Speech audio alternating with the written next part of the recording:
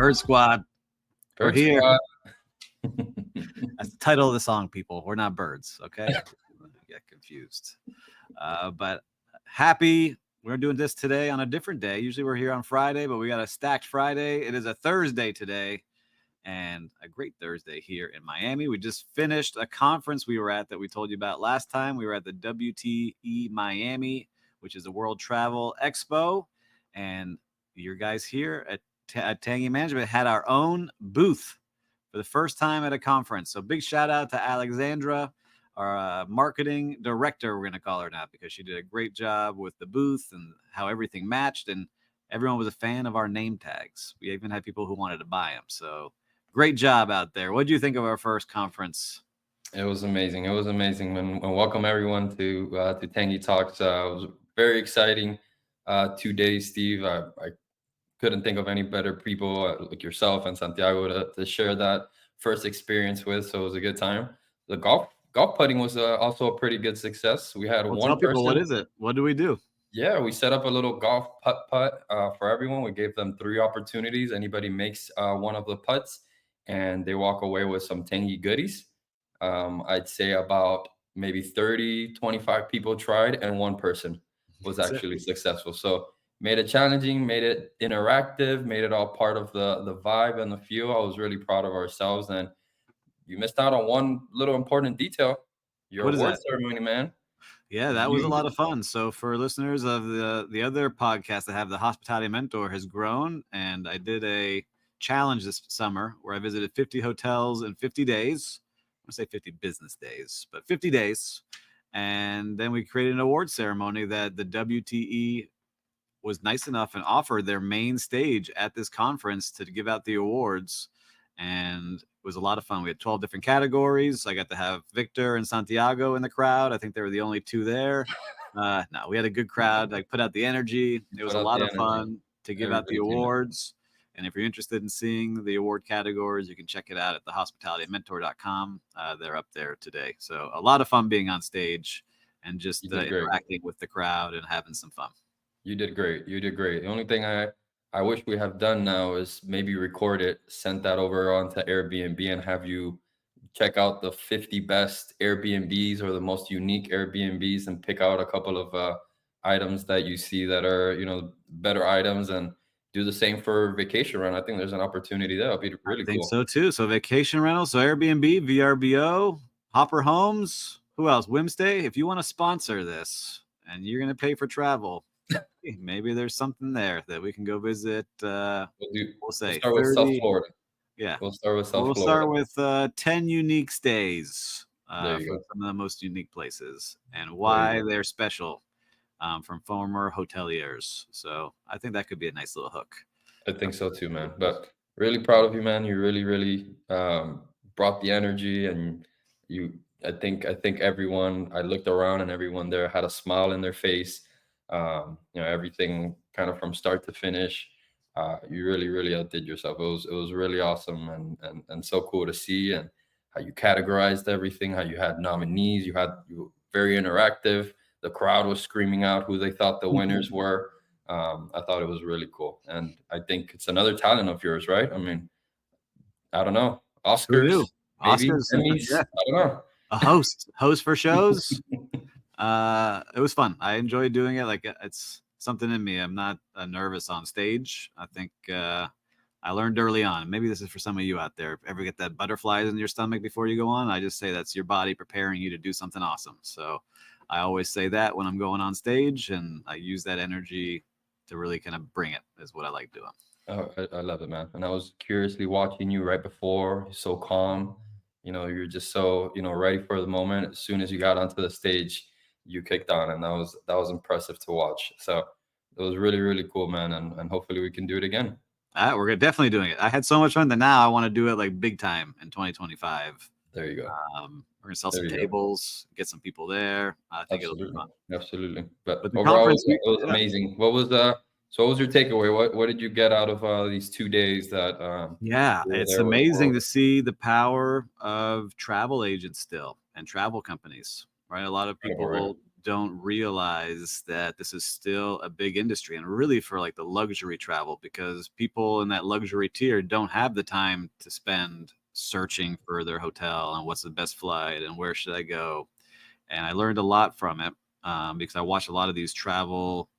One particular, I forgot his name. I wish I remember, but he was been doing this for 40 years, and he's like, "Why do you think that you don't need us? Like, if you're going to pay $20,000 on a once in a lifetime safari trip, and you don't know that the herds aren't running that day, why would you go? When I could tell you when they're going to run, when's the best week and time of day and best place to sit and watch. Like, we know all this information, and we could help you do those Such a things." good point. Right. And Such I a was good like, wow, so interesting about that, because I use it very rarely. right. And, I got my travel agent license through Fora, and I thought, oh, this will be a nice side business. But I hated it Nice. because I didn't want to be organizing everything for people. And I just thought I could just like book their hotel. But these people are organizing everything from flights, missed flights, cars that are picking you up every step of the way is the true luxury. Um, and the power of us in the short-term rental and hospitality space of travel agents. So if you can team up with somebody that has a good book of business, man, you got some good revenue coming in, as long as Oh you yeah. have some commissions to pay out. And so Oh usually it's yeah. 10% paid out, 10 to 15, and sometimes in some of the other homes like 20% to these travel agents if they're direct booking. So I if agree. they can I bring agree. business, we need to figure that out. I think we should really focus on the travel agents Yeah. now that we have our new website, which we'll talk about here soon. Yeah, I totally agree. I mean, I've worked with travel agents in my hotel days when I was working for group sales on the golf membership side. And you could just see the benefits as a consumer of going with a travel agent. And like you mentioned, it's not easy for the travel agent. I myself, um, when I was doing, I recently got married and I had my bachelor trip, and I went with a travel agent, a person that I knew from before that I've worked with, and he started his own travel agency in the golf business, and he just made it so seamless. I mean, things that you don't even think about. We went to Dominican Republic. We stayed at Casa Campo. He was able to put and set up transportation for us because Casa Campo and the airport are not necessarily very close to each other, something I didn't think of. We were a big group. It was about 10 of us. We were going to go into, a hotel room in Casa Campo, several hotel rooms in Casa Campo. And, he wanted to make it special for us. It's another power of a travel agent. Wanted to make it special for us and said, hey, guys, I actually have this, really nice home that you guys could stay in. You guys will be close. We'll be able to share space with a pool, and he upgraded us at the same cost. So, these are things again that if we were to do these trips by ourselves or go directly to the source, we probably wouldn't have had those perks. So I see it, time and time again. I think I've been telling you that I've been watching a podcast from Daniel Tosh. Yep. He's also in the podcast game. I see him a lot on YouTube. And 3 episodes ago, he had also a travel agent, but she's into big time luxury, like over the top luxury. She represents actually the 1% of billionaires here in United States, and she is the person to go to. It's amazing. And her, thing was basically her niche was basically being able to get um, those clients into places that are really tough to get into. So another way and another source where a travel agent can really benefit you and help you and your family. So it's worth the cost, I feel. I think so too, especially those big. And the other thing is that he doesn't like bucket list. He doesn't like that term anymore. He's like wish list. Wish list. Bucket list implies that you're going to be dying soon. These are wish That's true. lists. That is Um, true. and so I didn't realize the term where it came from. Bucket list was Right. when they would hang you, as the punishment. They would put you on a bucket, and they would kick the bucket out from underneath you. So that was your bucket list. Like, where do you List. want to go before they kick the bucket and you hang? So that's what he Sometimes said you to you just on the stage. sometimes it's better not even to learn the history. Yeah. So there you go, the bucket list. The Very other thing cool. I thought, which I wanted, we mentioned, but I want to bring up here because I think it's a really interesting stat, is single travelers. So that's like one of the biggest growing areas of demand. And we learned that 30% of the households in the United States are now registered as single people. And in the biggest city in the country, New York City, 50% of the households are single people. And now those single Wow. people are looking for experiences that they can go do on their own, which is interesting because we talked about, have you traveled places on your own before? And I Right. have. And now cruise ships are doing that more and more. So just 5 years ago, there was only a cruise ship that had Right. room for single people, and now there's 75 cruise ships that have Incredible. rooms for single people to be in. So it's growing and growing, that market, and I think we should focus on that too. Like one of the categories we should add to our website, because we have two that kind of match, like pool and soak, splash and soak, which we'll talk about. Right. We can replace one. Maybe we just do like our studios and one bedrooms and really focus I on the agree. single traveler. So I agree. you Yeah, know, we I see. said no one's really promoting it to anybody out there for I single agree. travel. I agree. Yeah, we see single travelers all the time, and more than usual, they're either business travelers, kind of going Mhm. on their own. So it's really interesting to see that component of it. I don't know if that's a good thing or a bad thing. Less people are getting married. I don't know what that means. Yeah, it's hard to get married. It's expensive. Kids are expensive. Living's I expensive. agree. We're all disconnected. We're all doing Zoom, and I agree. I not doing agree. much in Yeah, life. I had So one trip that I did solo. I chatted with you, and it was a really cool experience, right? I mean, obviously, I would love to share with my significant other, but I had a trip to Atlanta, a 48-hour trip for a concert, and just that freedom, right? That ability to just be like, oh, I just went online or I went on Instagram and I found a really cool coffee shop. I'm gonna check it out. I'm by myself. I'm not yeah, on anybody else's plans or timeline. And I think that freedom, I think people should have that moment, kind of get to learn a little bit about yourself when you're traveling, and your likes and your curiosity. And I enjoyed it. I think it's a really good time, but I do prefer traveling with my significant other and yes, my I son as hear you. well. You're married, yes, and you got a family. I hear you. I did it Yes. last year. I went in July to New York on my own, but I had my friends there, so I go meet up with my There you go. friends, spend a day and a half, 2 days in New York, and then come on back. So I think more and more people are okay doing it. I've always been good with it.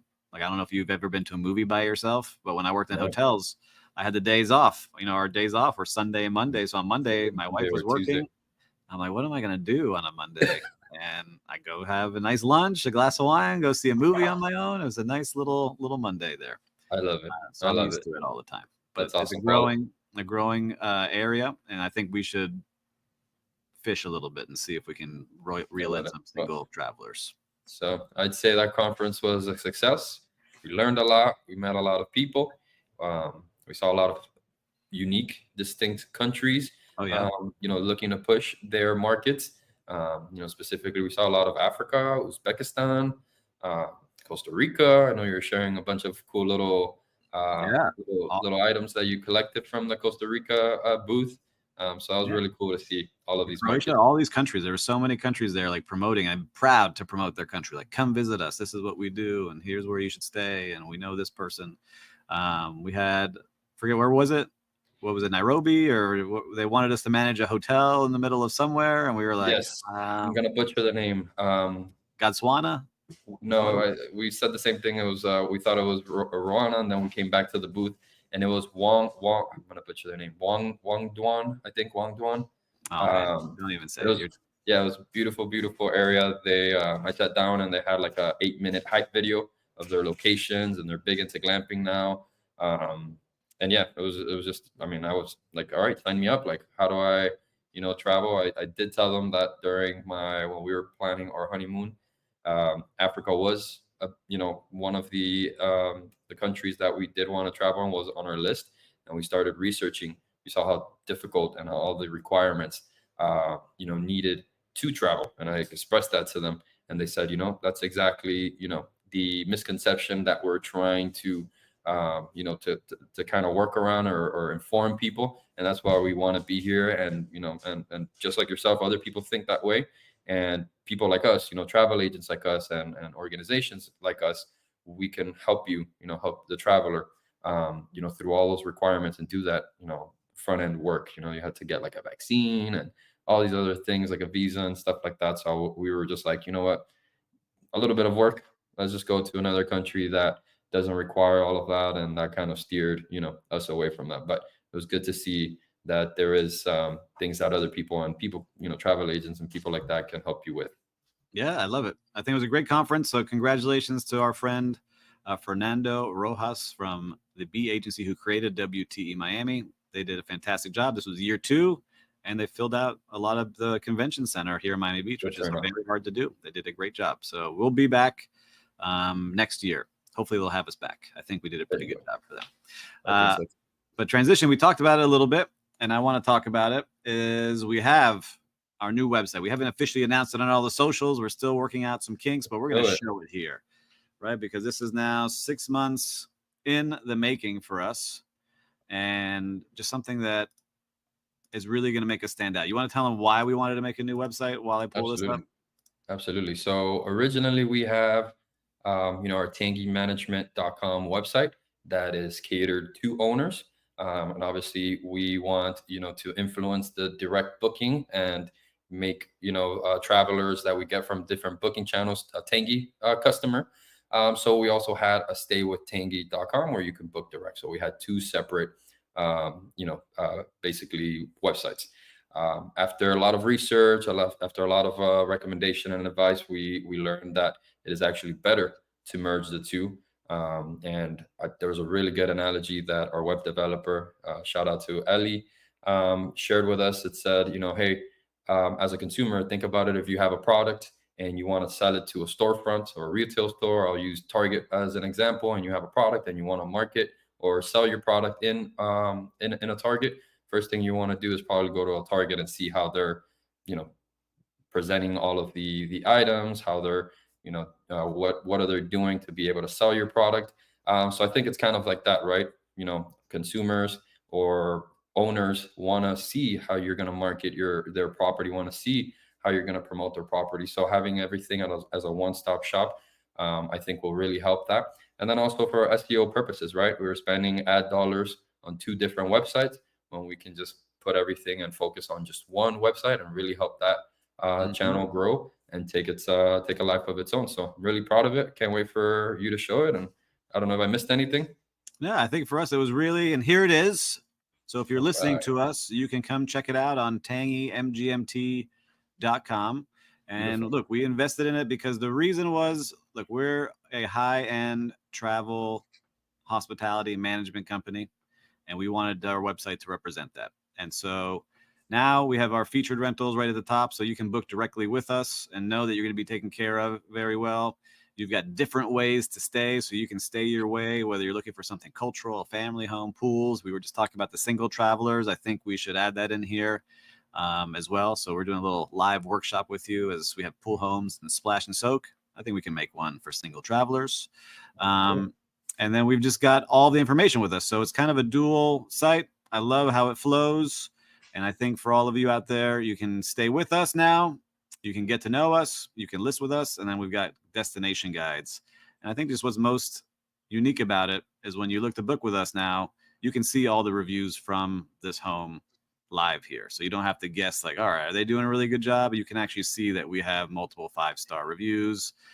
What's going on in the hotel, in the home, our pricing, where it's located, and the actual reviews that go with this location. So I think it's just awesome.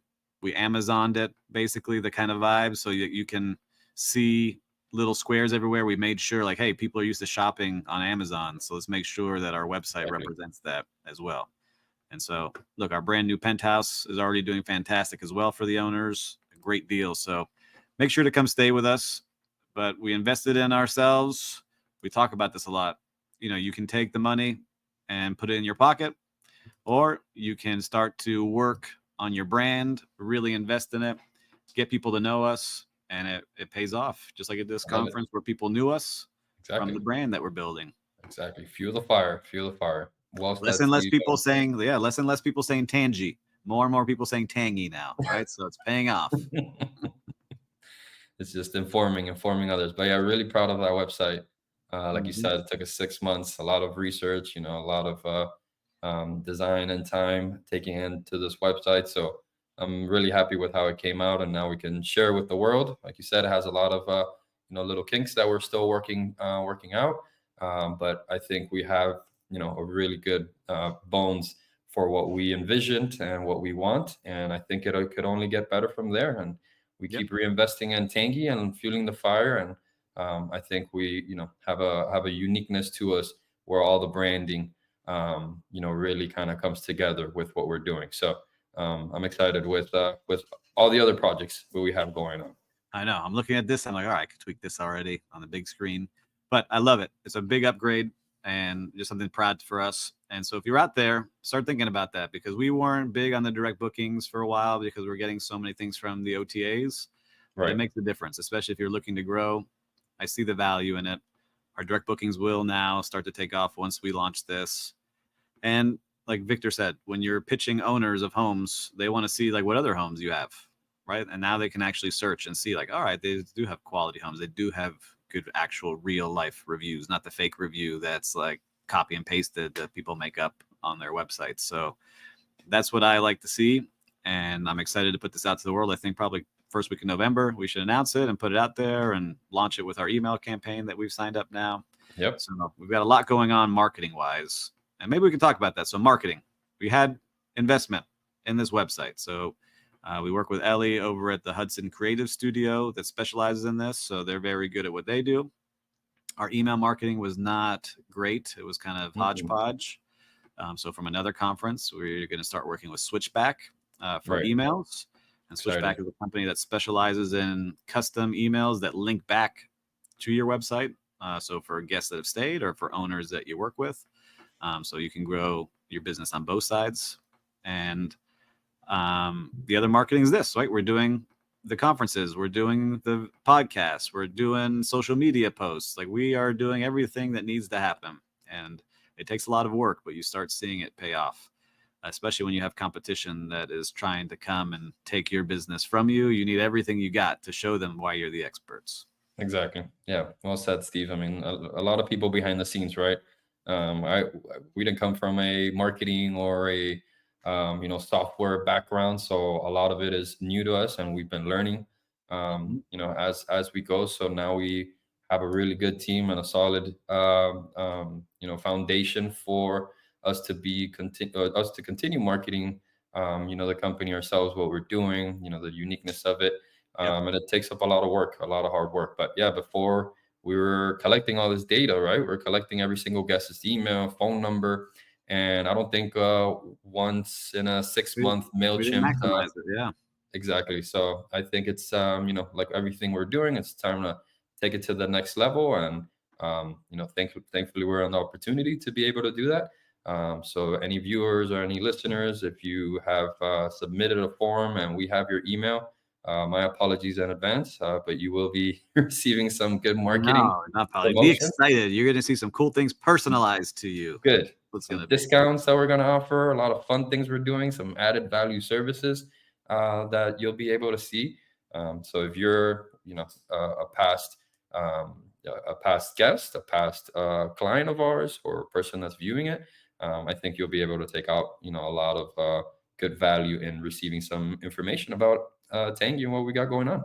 Yeah, I'm excited. So a lot of good marketing stuff, which helps us when we're doing revenue management, right? And so revenue management is something we want to talk about because we realize we're getting very good at it.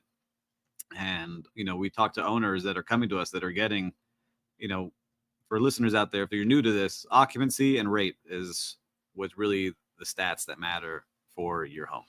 And so occupancy is how many nights a month is your place booked.